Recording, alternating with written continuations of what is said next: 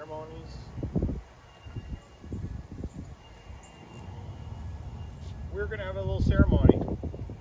I just want to tell you a little bit about the flag that we're going to have ceremony. It flew in France during a battle during World War II. So there is a story that's associated with it. We're going to do a little ceremony and fold it, so the last fold will be. So now the flag has the final story.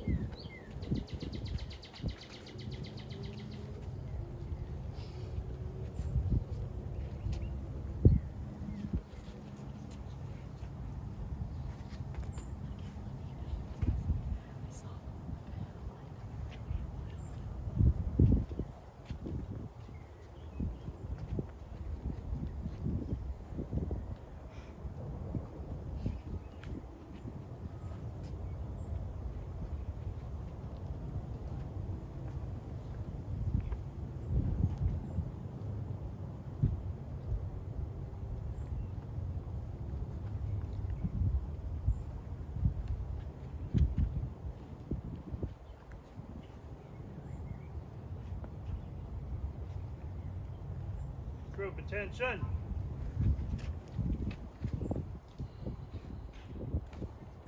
Present arms. Order arms.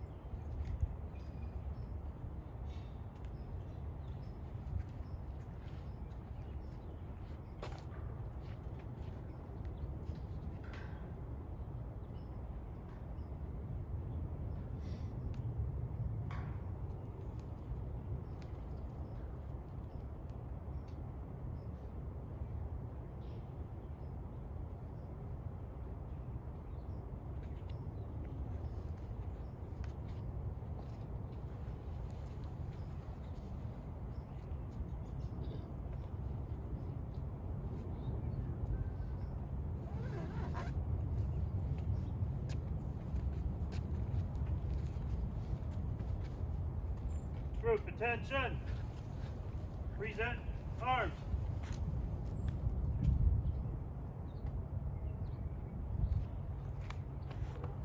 Order arms. Thank you, sir. Thank you.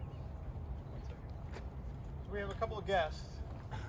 They're going to dispel all the myths that you have.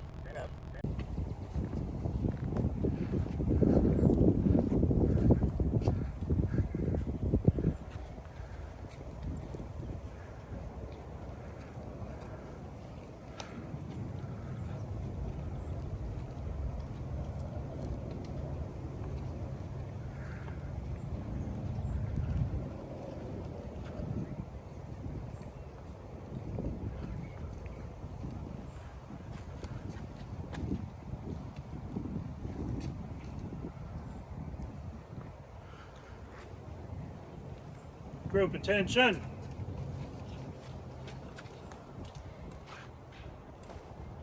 Present arms. Order arms.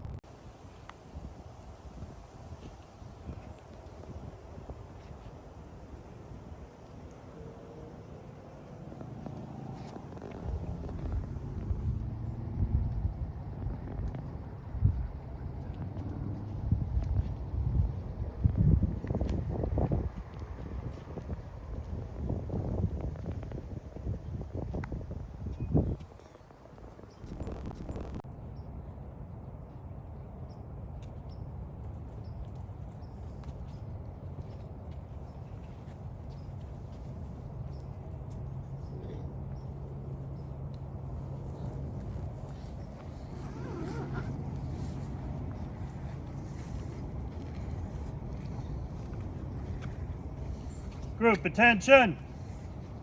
Present arms.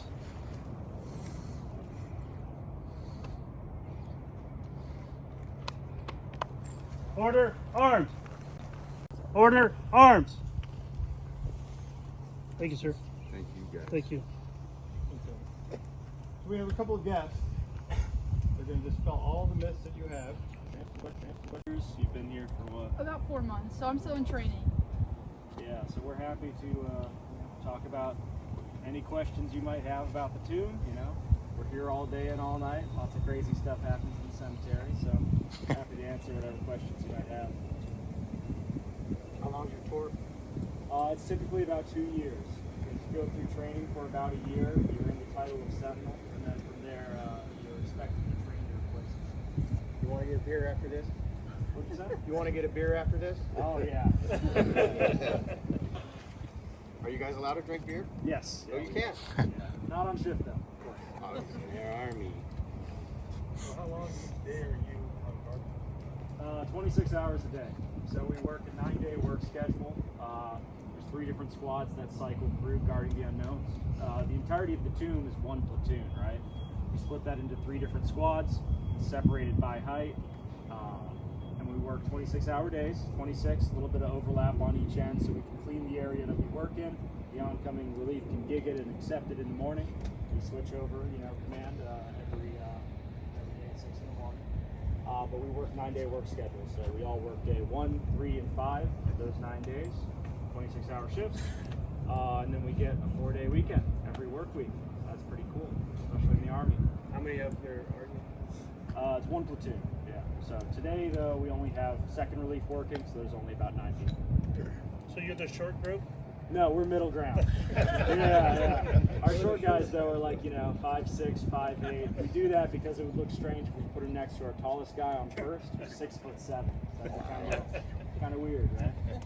Yeah. How did you pick the best of the 3rd Infantry Division? I didn't want to brag or anything. Yeah, How of did they course. get picked? It's tricky because the tomb itself is a full volunteer basis, right? So, people volunteer to work at the 3rd Infantry Regiment, the old guard, working up at Fort Myer. And then once you're there, no matter what military occupation you are, you can volunteer to work at the tomb. The training takes about a year. It's a series of 5 different tests based on 3 different pillars of proficiency, that being outside performance, uniform maintenance, and knowledge memorization. Done, of course, very vigorously. It's quite tricky, but it's about 5 different tests, different layers of proficiency, just about as complicated as you would expect. Typically, every 4 months or so, we get about 6 applicants, and within the first 2 weeks, half of them didn't make the cut. So we go through a lot of people. Could you explain your ranks while you're up there? Or lack thereof? Just NCOs? Just NCOs that guard the tomb? No. So when you guard the tomb, when you're walking the mat, you don't wear a rank as to not outrank the unknowns, of course. We still wear awards because we can't have an award that's higher than the Medal of Honor.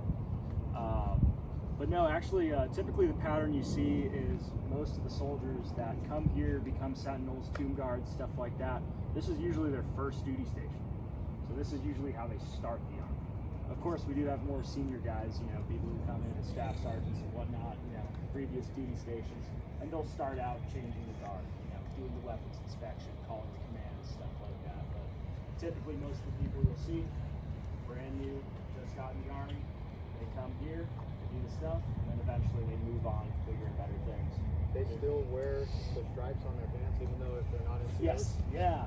That's a thing regiment-wide too. So yeah, if you see all the funerals going on, they all got the stripes. Is the tomb itself the structure standing up, or the three squares? So the tomb on the itself ground? is the structure, the 79-ton piece of marble right there. On the ground behind it, though, those are the crypts of the World War II, Korean War, and then the Vietnam unknown. So,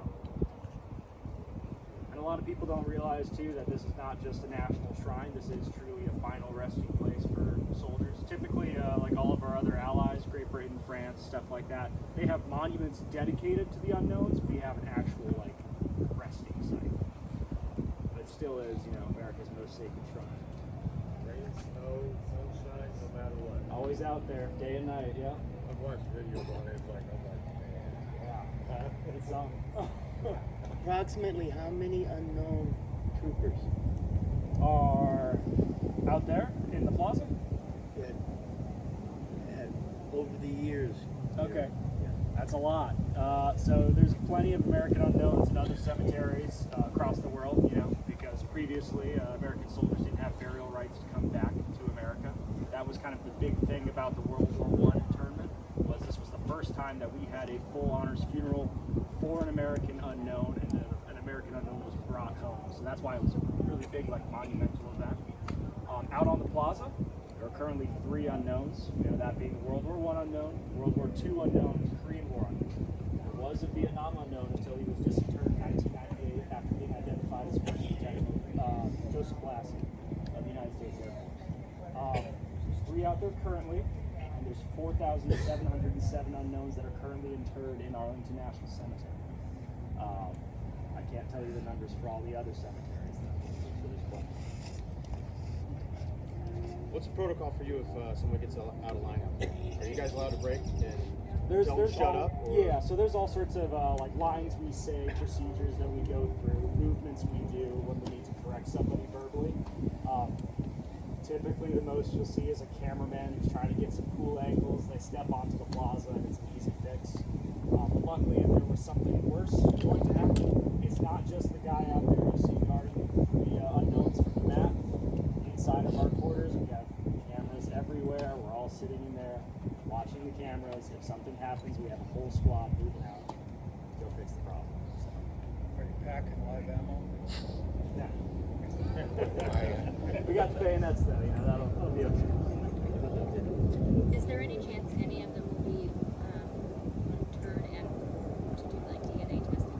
Probably not. So there was a really nice paper trail for that previous soldier for the Vietnam unknown. That's why we had a lead on it, but nobody's come forward to claim any other unknowns as family members. So that's why nothing has happened with that.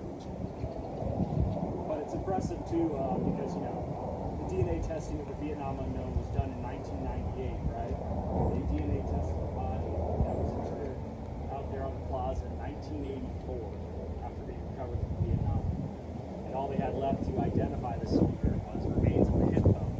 So DNA testing back then in 1998 from remains from 1984, yeah, like medical technology has advanced a lot in the past 50 years.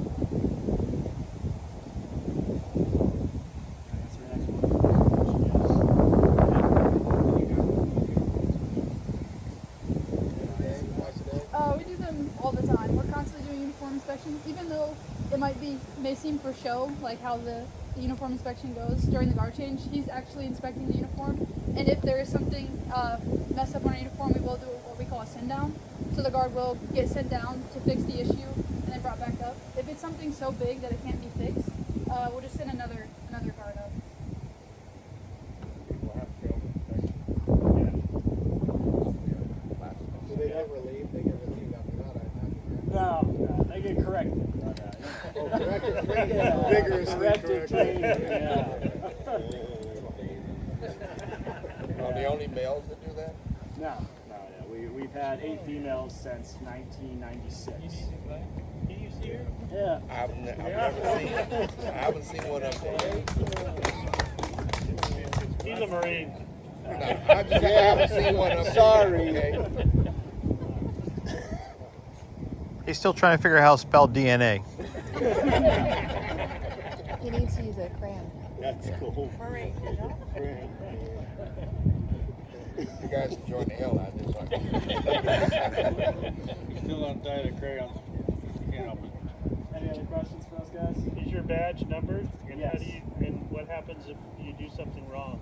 That's a good question. You've done your research. Yeah, so I'm badge number 709. There's been 702 since the, 722 since the inception of the badge in 1958. And yes, it is one of the few military awards that can be taken away from you at a regimental level, even after your time in service. So if you were to do something, dishonorable that would bring a bad light to the platoon or the platoon of the unknown soldier as an organization, it can be taken away from you at a regimental level, even far past your time in service. And it could be anything you could imagine it to be, for it to get taken away. It could happen. Have there been any taken? Yes. I can tell you I've been underneath in the quarters, and it's true Army. There's a whole lot of blanks on that wall. The name is removed, and it's gone. That's it. Space is there. But the name. Exactly. You like your duty. Do I like it? Yeah. It's pretty cool. I came from Montana, so, I was just a ranch hand up there. Didn't really do much before here.